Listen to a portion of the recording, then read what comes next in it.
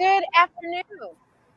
And today is the first, well, it might be the first. I don't know. I should have checked on that first. But today is our Women's Health Summit. So if you know a woman or you are a woman, you need to go and share this broadcast. Share, because we are giving lots of information about all things women. And because, of course, we are, the Black woman is one of the most important people on the planet, right? So today I'm really excited. This hour, we are talking to Rae Lewis Thornton. And if that name sounds familiar, it is because she was the first woman to appear on the cover of Essence magazine when she found out she was HIV positive. So she was the first. And that was, she'll tell us how many years, I can't remember. It was a long time ago, and she's still here with us. Thank you, Jesus. So I'm really excited because she has a new memoir out, and she's going to talk all about it here with us. So let me get my guest. Welcome. Hey, Dr. Renee, how are you? Hi, how are you? Girl, I'm good. And wait, we can keep talking, but I want to share, and share. Perfect.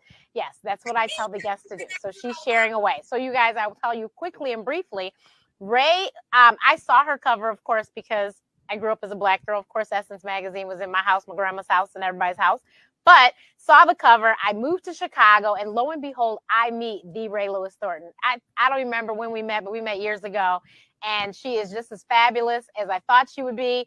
She's just so informative because she is an open book, because she is trying to save lives. So you guys need a speaker. She is your person. But I'm so excited to talk about this memoir because I remember when she started it many years ago and was like, Lord, if she would hurry up and finish this thing, I want to read it. And so I cannot wait to hear all about it. My copy hasn't come yet, but it's coming. But you guys can go get that book. There's a picture of the book right here on the screen. And of course, we will have the link to Amazon, because I have a wonderful producer that's going to put that in the chat. And I'm sure he'll put it in the post too, or I'll do it. But as a matter of fact, we could get that. But yeah, so I am so excited. So Rae, let's start at the very beginning. What year was the magazine? Because of course I forgot. Girl, it's okay. It was December 1994 that I was on the cover of it. 1994. Yes. So that was the year I graduated high school.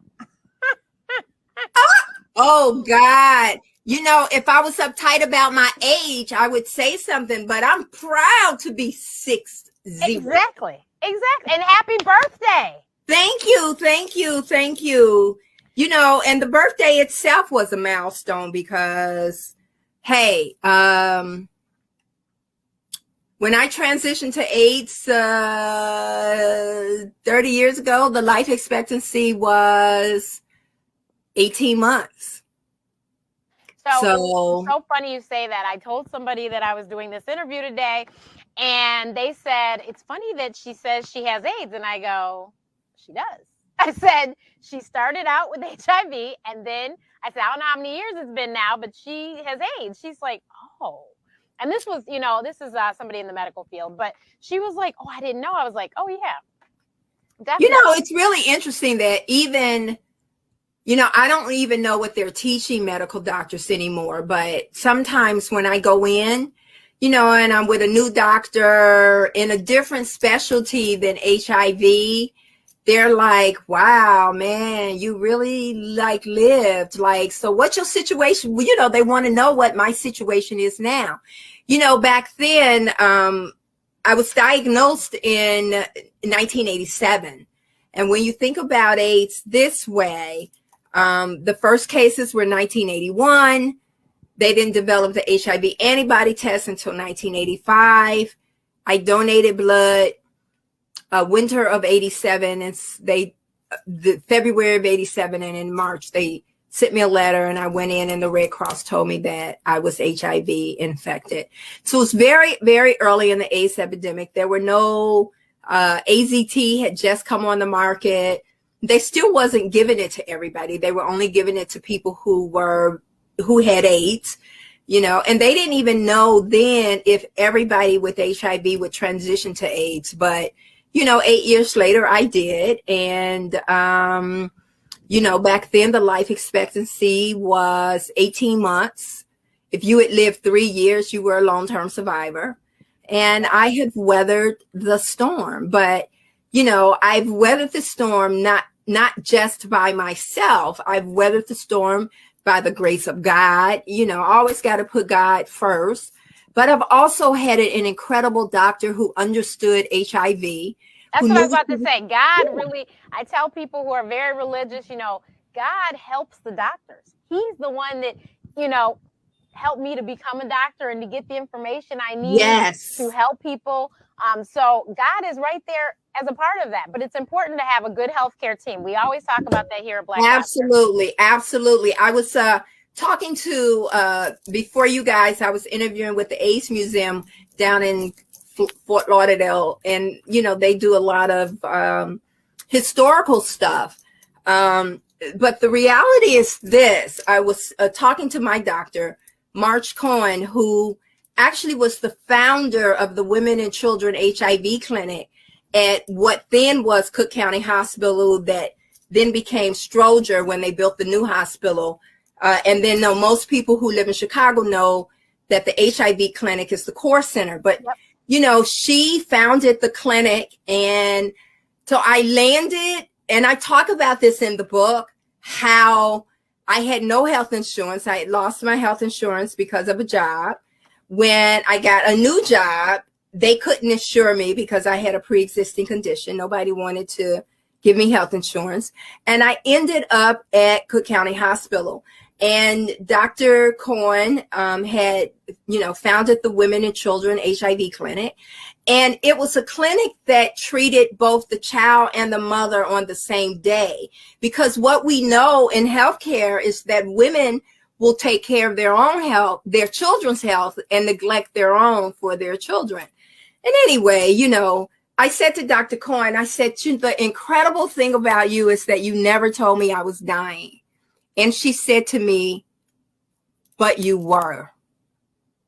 And I didn't want you to. Man, you talking about tears and chill up my spine. But she fought for me when I couldn't fight for myself, you know. And then the other thing is that I did what she told me to do. And I know you talk about these topics, Dr. Renee, and I know BlackDoctors.org talk about these topics about, you know, Black people getting into care, no matter what it is, staying into care and complying with the doctor. You know, I've known people with diabetes and they don't even test their blood sugar. They're like, I know when my sugar high. I'm like, child, you don't know when nothing is nothing. Stick your finger so you will know. And so back in the day in those trenches, and I chronicled this very well, you know, in the book, you will see not only what it was like to live with HIV in the 80s and be, because, you know, I kept it a secret for 8-9 years before I was on the cover of Essence, and what dating was like for me. But you'll see what it was like to take all the first generation antiviral medications and how sick they made me and how I wanted to quit some days. And I just could not. You know, Dr. Cohen wouldn't let me, you know, like every time I was at that point and I was like, I'm done. And she was like, no, you're not.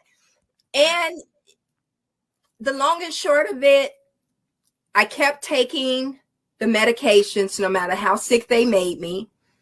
She and I made a rule.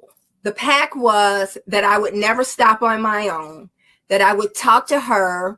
And then if she could switch something, she did. And then a lot of times the switching, the something would be another year from now, you know. Wow. And we just did. And a new medicine came and we switched me, and a new medicine came and we switched me. And we did that until the best medicines came. Mm-hmm. And then there was hope for life. And that's really, you know, the trick to how I stayed alive. I prayed, had a great doctor, but I did what the doctor told me to do. And that's important. And I mean, especially with HIV, because there were so many unknowns back then. You know, you needed to do what they didn't know you should do. So you know, like people, people are freaking out like when COVID came, Dr. Fauci must have said it 1,000 times and it clicked. He said, it's the new coronavirus, novel coronavirus. It's new. We're still learning about it. We don't know about it. And time and time and time.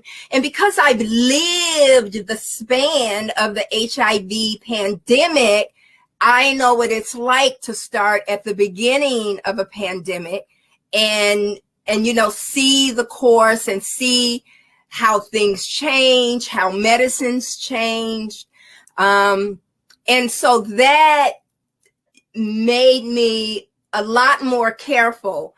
So when they made one recommendation from COVID, I was like, oh, okay, but I'm gonna still stay with the old recommendations until you all, like all the switching of the mask. I'm right. like, I just keep mine on. Yeah. I just keep mine on. Although I've been foolish the last week or so with, promoting the book and stuff, but you just, you do we should do what we have to do.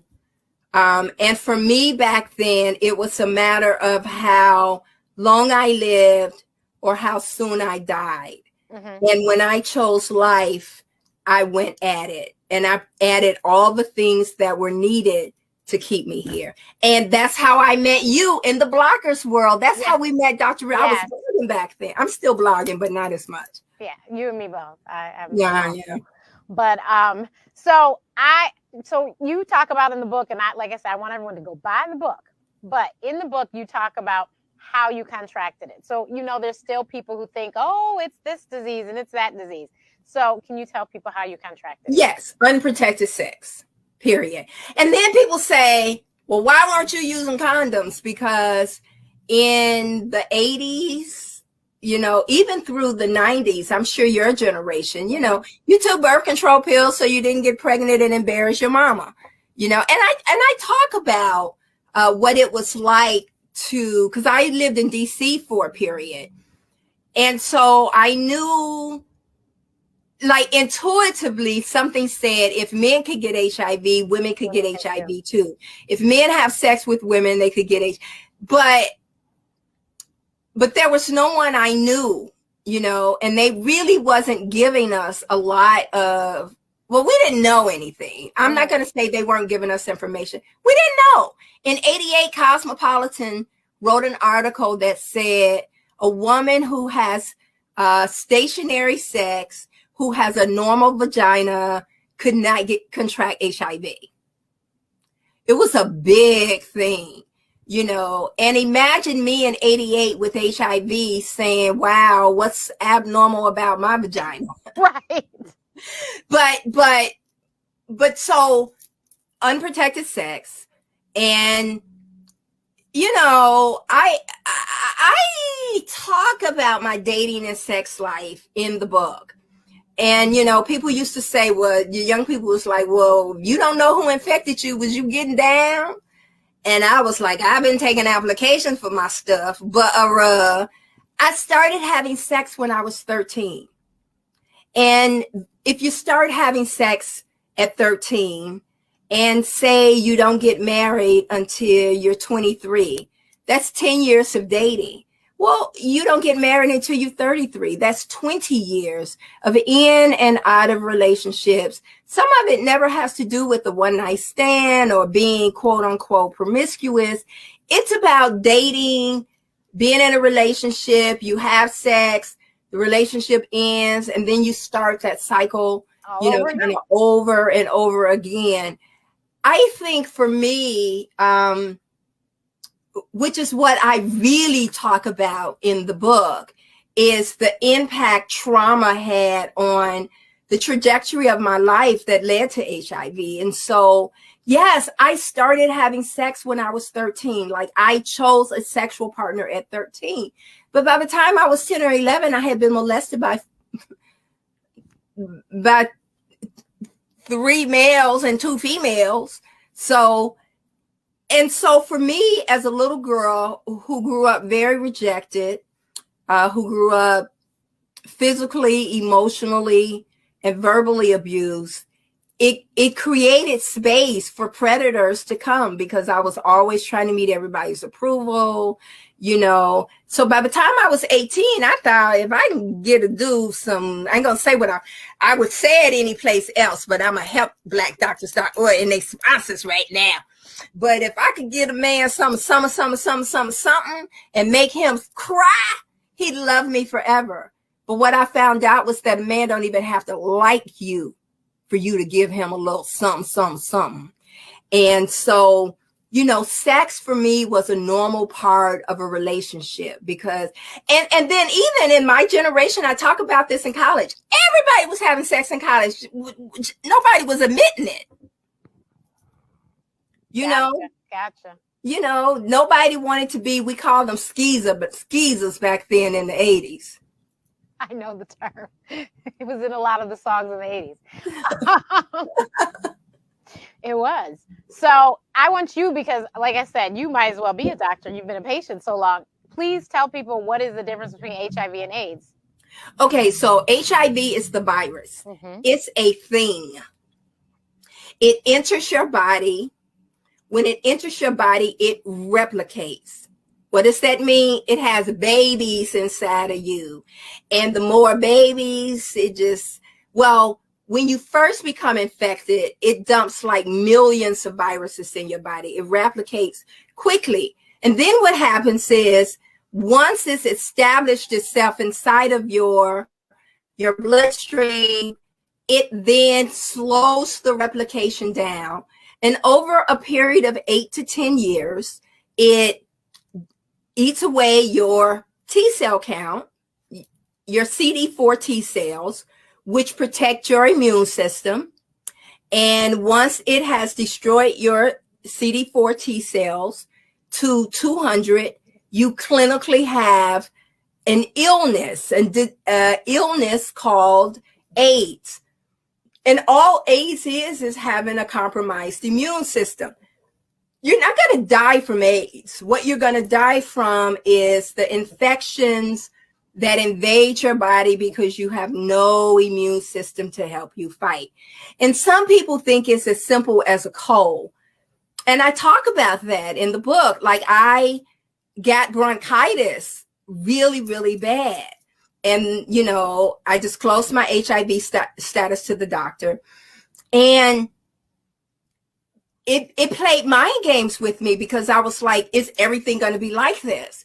But there really was a list of what we call opportunistic infections that specifically invade your body. And back then, like, some of these infections didn't affect humans in this way, weren't life-threatening. Like, for example, Kaposi sarcoma, which is one of the opportunistic infection, that the purple spots, the movie Philadelphia. The skin cancer. It's a skin cancer that's been around for 100,000 years, mostly affect Mediterranean men. They usually don't die from it, but somehow the HIV virus and a compromised immune system, it's a death sentence. And so let me back up. I found out in 1987. I believe I was infected in 1983. Oh, okay. And I wouldn't know that information until 6, 7, 8 years later, because we didn't know how HIV worked. Transmitted, yeah. Yeah. So we did come to a place where the medical community came to an understanding that once you become infected with HIV, it takes 8 to 10 years for it to destroy your immune system and create the disease AIDS. People will come up to me at speaking engagements and say, my Uncle Joe just got it and died. And I'd say, no, your Uncle Joe was infected. HIV was slowly destroying his immune system. And when it destroyed his CD4 count, he was then had AIDS. And because, you know, most people didn't know they had AIDS, most symptoms looked like something else, like Eazy-E. I was just about to say that, because they Yes. announced it and he was gone. He was gone, and absolutely. The infection he had was pneumocystis carinii pneumonia, which at the time was the number one. It killed, like, it was the number one infection that killed like 54% of all people with AIDS. The symptoms, difficulties breathing and shortness of breath. And so if you had a history of asthma like he did, yep, then, you know, you get misdiagnosed. And so people that operate with HIV today, they don't even talk about T cells. They talk about viral load, how much of the virus that has copied in your body. And so they really kind of go hand in hand in tangent, because the more the virus copies in your body, every time it copies in your body, it kills your CD4. It copies, it kills, it copies, it kills. And so they kind of go in tangent. And then you've heard them talking about COVID viral loads and that you're more infectious with. That's how it is for HIV. You're more infectious the higher the virus is in your body. And at one point, you know, my viral load was like 497,000, and my T cell count was 8. It was as low as 6 at one time, you know, and yeah, that's it. The unfortunate part, and then I'll let you go on and continue the interview. The unfortunate part is this. We know how to accost HIV. We know how to stop it.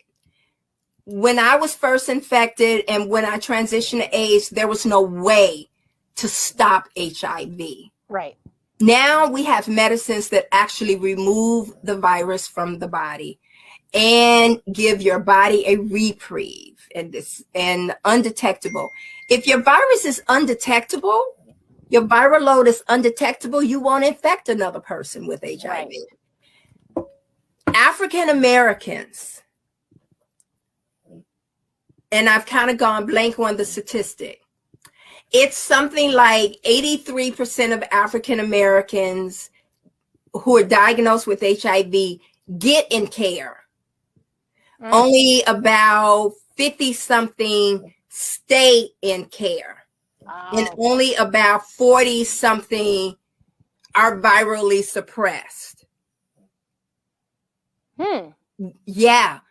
And of course, some of it is probably socioeconomical, access to health care, right.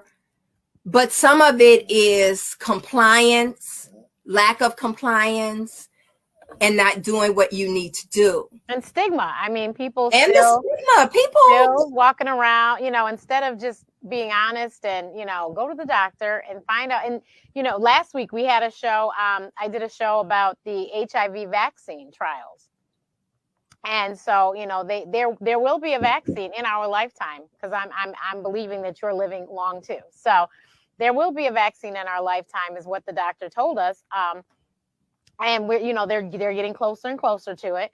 mRNA really did change a whole lot of things. And so, oh my God. Yeah. I mean, isn't it incredible how the scientists took the HIV research that had been done, applied it to the COVID virus, yep, created a vaccine, and now they're taking all of the research that they used around HIV and COVID and backtracking, yep.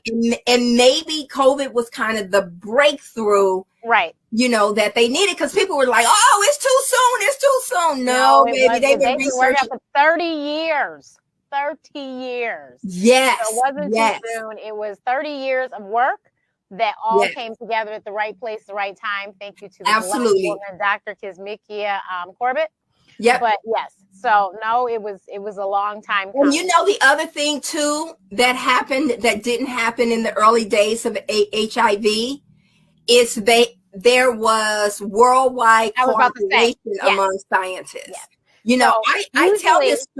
Yeah, you know, usually, and they talked about this last week. Usually, what happens is the people doing the research also have to find the money to fund the research. But with COVID, they didn't have to look for the money because it was a global pandemic and everyone was throwing money at it. Everybody was throwing money. There was a sharing of knowledge among scholars. And a lot of people don't know this. I touch on it a teeny bit in the book, just a teeny bit. But it was the Pasteur Institute in Paris that actually discovered the HIV virus in 84. So from 81 to 84, we didn't know what caused AIDS. The Pasteur Institute discovered HIV. The American scientists borrowed the information and rushed to patent and created HIV antibody test and rushed to patent. And the French accused the Americans of theft and sued and won. And so now they share the patent. But this is what's so freaking interesting. In that year, from the Americans rushing to patent the HIV antibody test, the French refused to use the American patent. And so they allow blood, untainted blood that had not been tested for HIV. They continue to use tainted blood. And it was a big scandal in France.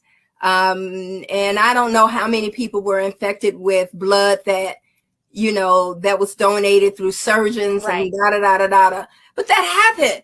So there was not this kind of cooperation and back then with HIV, and we got here, and it's really exciting. But we've come a long way. Think about it. No, we've come a long way. There are over 40 HIV medications. I cannot infect you. We could have sex 20 times in one day and I still cannot infect you. There's a pill that you can take, the PrEP pill that you can take daily that will prevent you from getting HIV. There's a post prophylactics. So if you really believe that you've been exposed to HIV, go to the doctor within 72 hours, tell them that you believe you've been infected, and they will give you a regimen for 30 days that will kill HIV.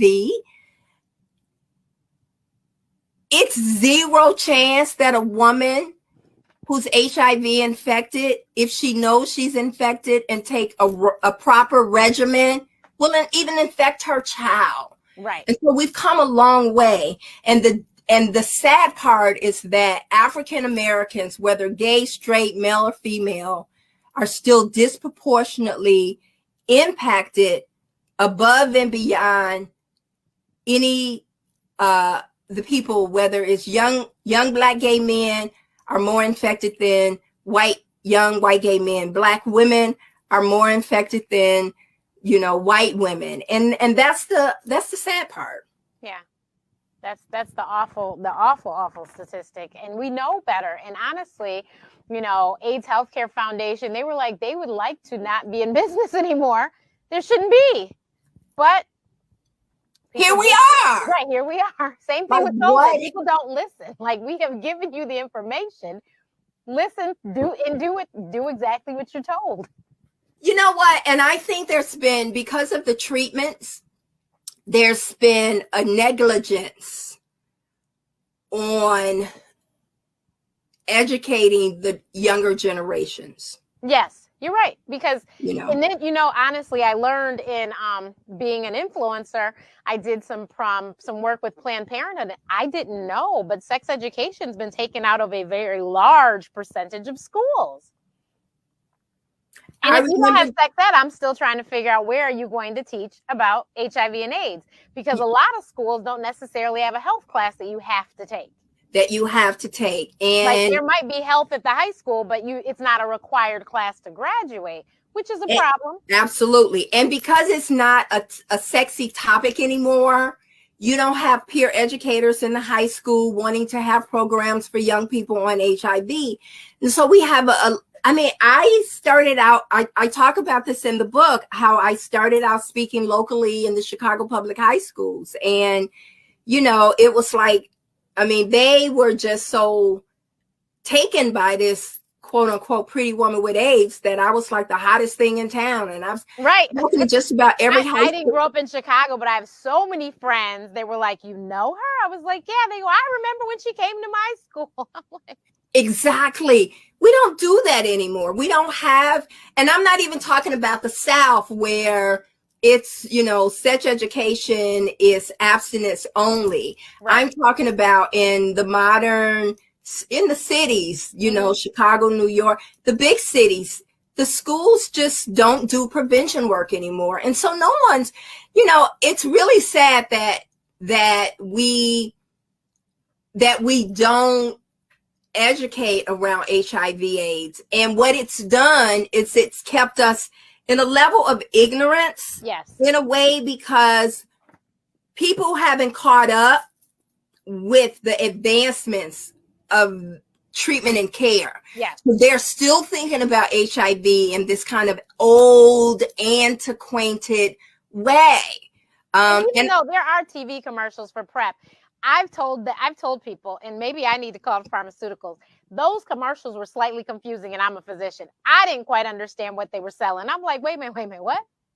And then talking to pharmacists who explained what was going, I said, oh, that's what that commercial was about. I didn't know. You know what? I've never had a pharmaceutical deal. It's been really interesting. In the 29 years I've been speaking, I've never had a pharmaceutical deal. And, you know, part of it is I said to them, I'm not getting ready to tell people that if I take this HIV medicine, I can climb a mountain. I'm getting ready to tell these people that if I take this HIV medicine, especially back in the day, it's going to make me sick, but it's going to keep my black blood alive. Right. And you either want that message or you don't want that message. And the message should be not that you can climb a mountain, but that you can live and have a productive life. Right. But it's at a cost. It's going to, because ain't nothing free in this world. Yeah, definitely. And you know, the saddest thing, living in Chicago, I will never forget it. We were doing a lot of AIDS testing. We were doing them at churches. We were doing them at after school programs and stuff. And to the number, every single time somebody was positive, but the number of young people, and I'm talking young people as in still in high school. Yes. And younger. Yes. Made my blood curl. I couldn't believe. I was just like, oh my God, this is a mess. Yes. And you know, have a real situation here. People, I never disclosed anyone's HIV status, but at one point, you know, people would come to me and say, you know, my niece is infected. And like, if I had little mentees at those high schools, I'd be like, look, there's somebody in your high school got HIV. You better wrap it up because of, right. You know, right. And so I don't think. And, you know, we never would disclose either. But when we did the testing, we would say, okay, this many people at this site were found positive. So you all need to clearly. I have never. A little bit better. I'm paying attention to things and doing what you're supposed to do. Every time I've spoken and had testing, someone's come up positive at a church, and it didn't matter where the event. And, you know, I had my my Tea with Rae book signing party on Saturday, this past Saturday. And at first I was going to do testing there that day. And I just changed my mind because, you know, it may be very selfish, but I was like, I don't know if I want to spend my night counseling people.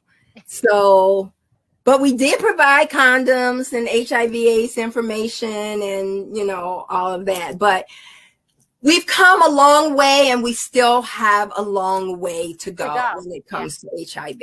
You know, I worked with Chat Daddy, and if you're in Chicago, you know who I'm talking about. Yes, I know our Chat Daddy Sims, of course. And he had an amazing after-school program at South Central Community Center. And we had, and actually I invited him. It was a young man. I can't think his name to save my life, but he was an Islander like me, and I can't think of where his name is, but he was the boy was so cute. He was too young for me to be with, but he was so adorable. But he came and spoke to the Metro Board, and he was HIV positive. So that's why I asked him to come. So we didn't tell the children nothing. The boy just talked and talked and talked. And at the end, when he said he was HIV positive, if only I had video of those girls' mouths that dropped. Because I told the boy was fine. The boy is adorable. And I mean, those girls, and then after he left, they came up to me, Dr. Renee, he was so cute. I would have never known. That's all I'm trying to show you. I'm trying to show exactly. You can't tell by looking at people, and you need to be careful.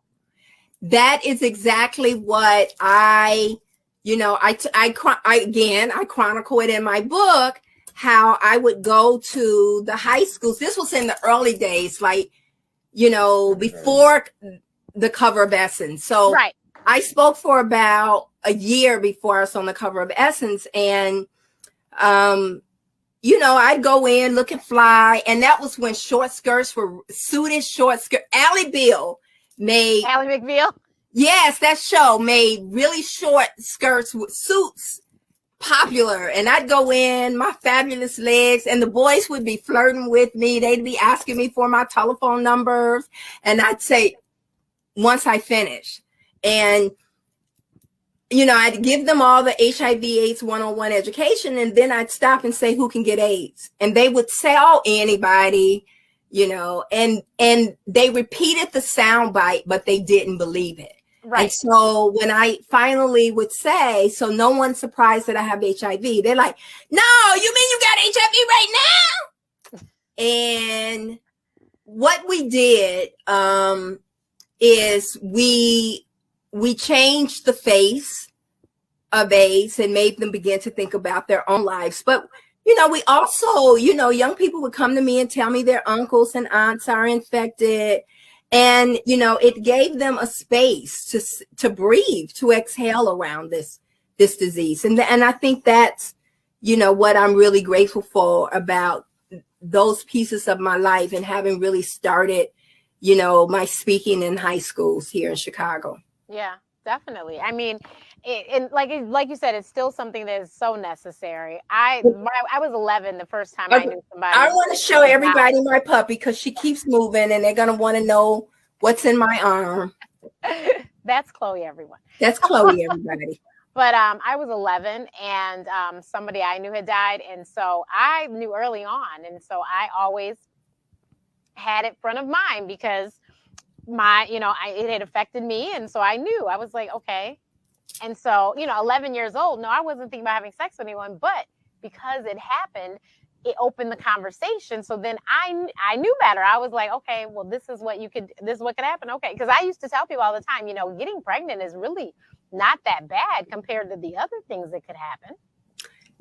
And they were like, what? And I go, oh, yes, there's so many other things that could happen to you when you have sex unprotected. So, and I know you also, I want you to talk about, you had a double-edged sword. So you had HIV and you have herpes. Now, so I was just getting ready to say, oh God, you were reading my mind. So, back in the day when I was in high school, we had this little sex education class, that told us that, if a guy has gonorrhea, you'll see the little stuff coming out. As I got older, I started to realize that I didn't know the difference between semen or gonorrhea coming out the penis. It's all little white wet stuff. It looks the same to me. But in college, right at the surge, because herpes been around for decades. But right at the surge of herpes in the 80s, I contracted herpes, and I talk about it in the book. I talk about contracting my first 2 sexually transmitted diseases at the same time on my college campus my freshman year. And some of it is very funny, and some of it is really, really sad. How humiliated, I talk about how humiliated I felt in the doctor's office, the campus doctor's office. And back then there was no treatment for herpes, none. Acyclovir was the first treatment. That didn't exist. the cream came along, and then the pills came along, and then of course now we have Valtrex. Yeah. And for a very long time, my herpes was really, really regulated. I almost never had because some people with herpes, whether you have HIV or not, have aggressive herpes, and some people just don't. And I was one of those people that maybe had a herpes breakout once a year, for a couple days. At least it looks like to me, and then it was gone. And then when I transitioned to AIDS, I started having more aggressive herpes. There's something about HIV and herpes together. And then, of course, if you have herpes, it makes you at greater risk for HIV because herpes is an open sore. And some people don't even know they have herpes. I mean, I dated a guy and I saw a sore on his penis and I was like, what's that? He was like, oh, it just comes and goes. I was like, does it ever hurt? He said it used to, but it doesn't. And I was like, this is herpes. He like, no, it ain't. I'm like, boy, I promise you. And so, I took acyclovir, then I took Valtrex as a preventative because the herpes was just aggressive. Mm-hmm. And then I think when I first met you back in those early blogger days in 09, 10, I had developed a resistant herpes. Right, I remember. Valtrex didn't help for me, and I had to go on IV medication.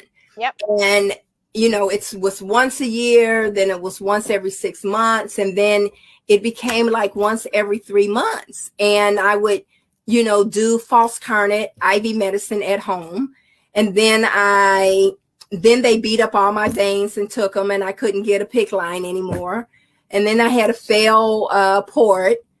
And so now if I get herpes, I have to go in and do an intravenous cidofovir, which makes me tired and exhausted and sick to my stomach. And I have to take medicine to prevent my kidneys from collapsing, to take the IV medication. Yeah. And so sometimes we think about HIV medicines, we think about sexually transmitted diseases as easy breezy. But it's not easy breezy for everybody. Mm-mm. A woman could have a pelvic inflammatory infection, and by the time she figures it out, she's sterile. Mm-hmm. And so really the safest sex is no sex, but we're gonna have some sex. So really is to use a condom and prevent. And the thing about herpes is a contact disease. So if you're having sex, the best way to explain it is this way. If a girl's having sex with a guy and he has herpes, and the herpes is on his balls and not on his penis, his balls rubbing up against to the bottom of your, vulval, vaginal area, whatever, you can contract HIV that way, even if he has on a condom. And so, no, you don't get it through the condom. You get it because the sore is not being covered by the condom. And so people should know this, this information. And it has been a headache. And even now, like, I've been so good. Like, I hadn't had herpes in a couple of years. And then about 8 months ago, I got sick and I started, and I cannot remember the name of it. Oh my God. I did a drug study for the first time in my life. Okay. It's a pill. It starts with a P, I think. It's out of Germany, and they've been trying to get FDA approval. It's a real expensive medication. They've been trying to get FDA approval here in the States for immunocompromised people who have drug-resistant herpes and who has had a failure with the IV medication. And so I did that. It cleared my herpes up in like 3 days. Oh, okay. It was a miracle. And so now tomorrow I'm going to the doctor to get swabbed because the stress of writing the book, launching the book, I think I got herpes. And so I'm probably going to end up going on IV medicines next week. And so I got herpes, and lo and behold, HIV was around the corner. But they were telling, but when HIV was originally around the corner, we only knew it to affect white gay men, then black gay men, then IV drug users. And since I've been drug, alcohol, cigarette free my whole life, I didn't think I would be someone who could track, HIV. And I chronicle all of this in my, look, you all got to buy my book. Let me just say that. You do. Unprotected, a memoir, and so I talk about very candidly and openly about my dating, about my sex life, about what happened to me before I was able to consent to sex, and I think that's important because let me tell you, we are quick to call little black girls fast. We sure are. And appropriate them. And what we need to understand is that we have appropriated them as harlots. And they don't even know what sex is. Right. And so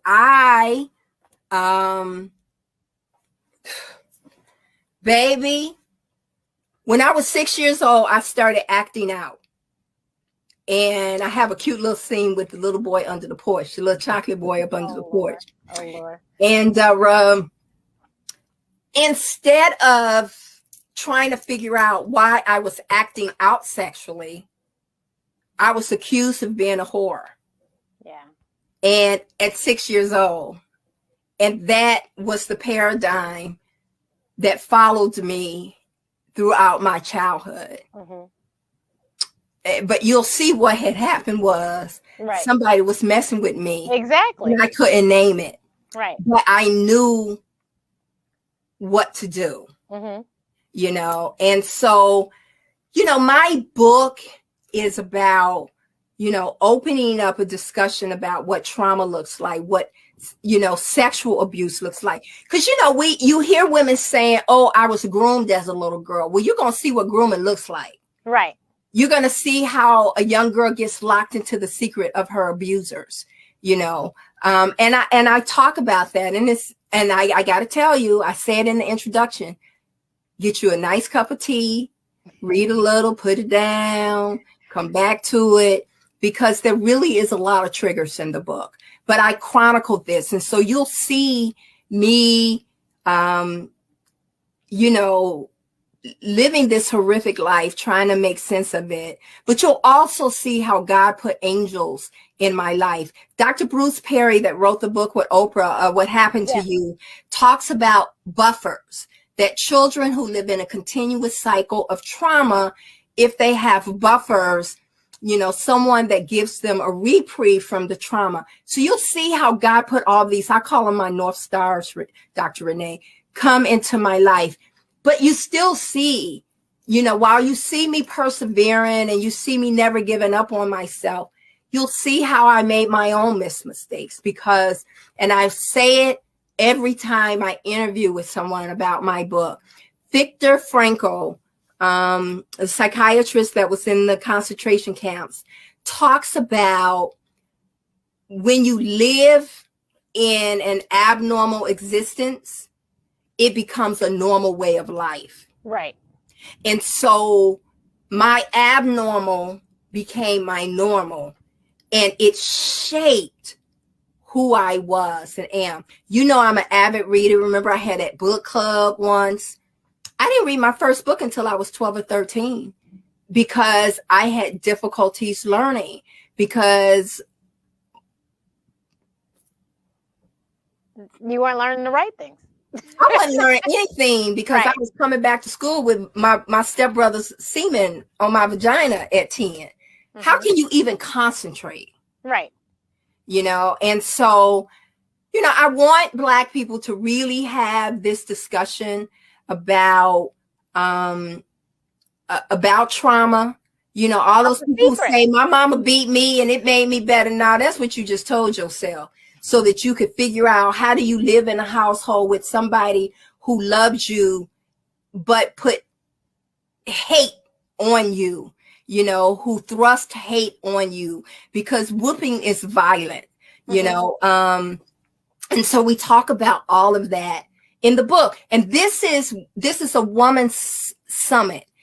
I've said it over and over again. Little girls with low self-esteem grow up to be women with low self-esteem.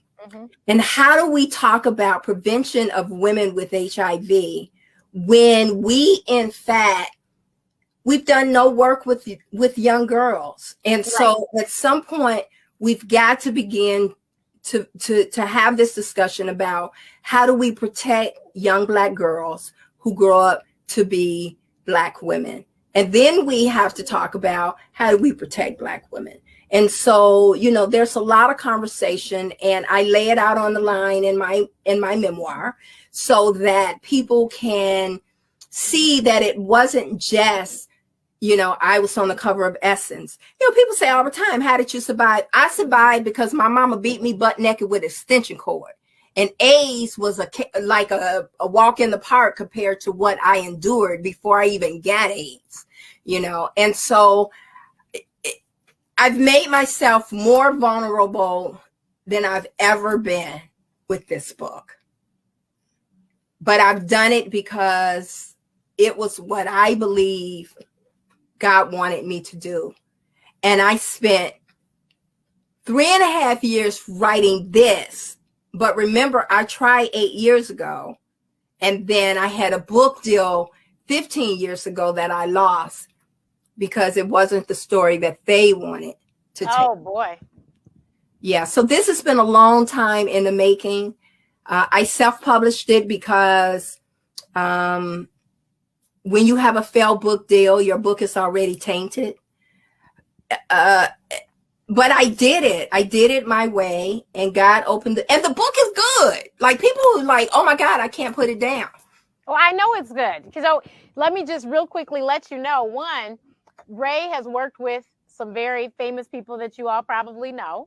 And so when you work with famous people, you end up around some other famous people. And so she has some of that in the book too. She gives. Oh my God, I do. I was the National Youth Director for Jesse Jackson's presidential campaign. You know, you get to see me sitting at the foot of civil rights giants like C.T. Vivian, you know, who always stopped to talk to me. Dr. Ben Chabas, Hosea Williams. You know, I was in the room with Madam Dorothy Height and Alexis Herman, who became Clinton's Secretary of Transportation, I think. And so just the exposure to have sat at a dinner table in Reverend Jackson's home and listen to Dick Gregory talk about racism and unpack racism, you know. And so I've been really blessed. And so you'll see my relationship with the Jacksons. I lived in their home for 5 years. And so you'll get the chronicle. See, this is the thing. I always believed God had a plan for my life. And so when I started organizing in college, I thought that social justice was what God wanted me to do. But what it turned out was the social justice work was preparation for where I am now. And for the ministry, the public ministry that I'm doing, that started with AIDS. And honestly, I'm going to continue to have this conversation about trauma, about the ACEs study, about how we blame young people, how we dismiss young people when nothing is really wrong with them. What has happened is something happened to them, and their cortisol levels have been deregulated, and their brain and their body is reacting to a deregulation of cortisol. But there is help for that. you know. And if it doesn't become regulated, then they end up having, as adult, heart disease, diabetes, irritable bowel syndrome, cancer, obesity. So all of these issues. And so, you know, I'm ripe for this discussion. I'm getting ready to go back to school, get my doctorate in ministry. To really, I'm going to Methodist Theological Seminary in Ohio, because I want to see how we take trauma, how we unpack trauma in a way where we can have a church Christian response to how do we deal with trauma in our families. And we spend a lot of time talking about racism and environmental trauma, which is also important. Mm-hmm. But we also got to talk about the generational trauma that happens in our families.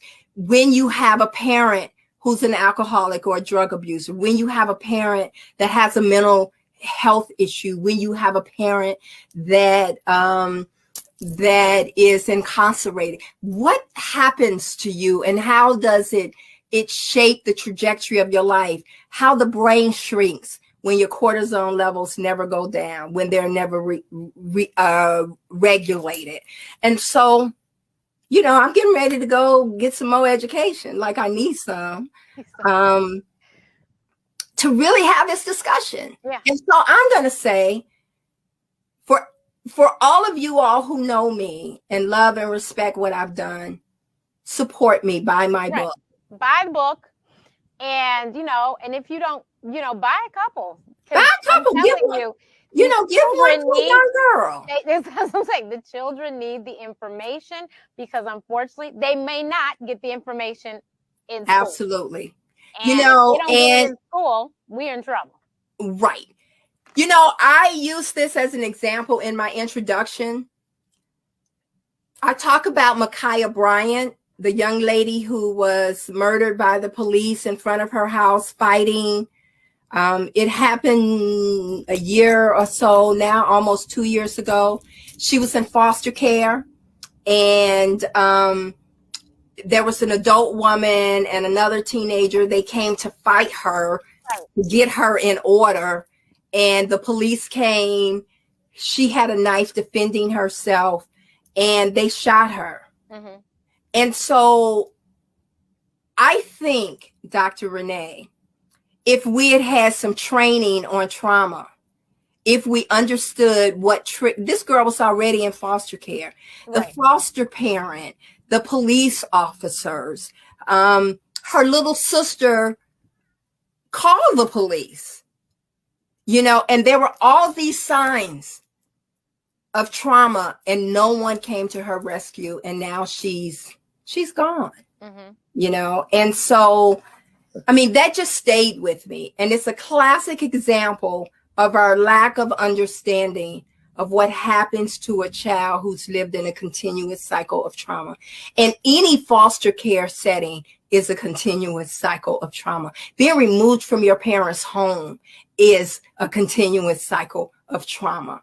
And we've got to get there. We've got to figure out a better way to protect young Black girls. Yeah. Who become Black women. Right. Exactly. Well, thank you so much for your time today, because I know you are on Promo Central, so you got one after the other. I do. We appreciate your time. Thank you, everyone that watched. Please make sure you share the broadcast, and make sure you go and buy the book. The book is really doing very well on Amazon. We want to keep it there. So yeah, somebody just said, we'll put it up here. After listening to you, I now have to read your book. Thank you for sharing. This is so out of my realm, but you make me want to read it. This conversation was so powerful. So thank you, Tish. Thank you very much, Tish. And thank you. I think that really sums it up. You guys remember, this is the Women's Health Summit on blackdoctor.org for 2022. So the next talk is all about breast cancer, which obviously we know affects us all. So please stay tuned. Thank you. Bye. Thank you for having